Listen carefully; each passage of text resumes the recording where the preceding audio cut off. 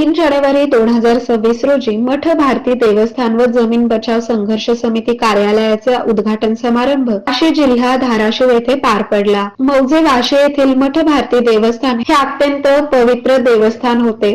सदर मठाचा मठाधिपती हा संन्यासी होता, परंतु नंतरच्या काळामध्ये सदर मठाचे पावित्र्य भंग करून ती परंपरा मोडीत काढण्यात आली।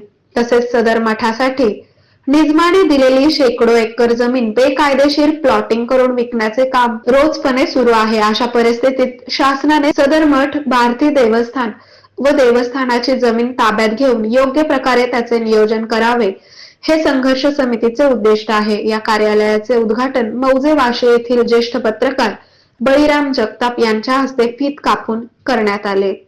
या प्रसंगी संघर्ष समितीचे संयोजक ॲडव्होकेट उमेश बाळासाहेब गवळी, माणिक बाप्पा येताळ, अशोक कवडे, बाळासाहेब पोरे, पत्रकार शहाजी चेडे, पत्रकार शिवाजी गवारे, रावसाहेब मोळवणे, काँग्रेसचे शहराध्यक्ष गजानन जगताप, प्रशांत सुकाळे, राजेश गवळी, प्रदीप कवडे आदी मान्यवर उपस्थित होते।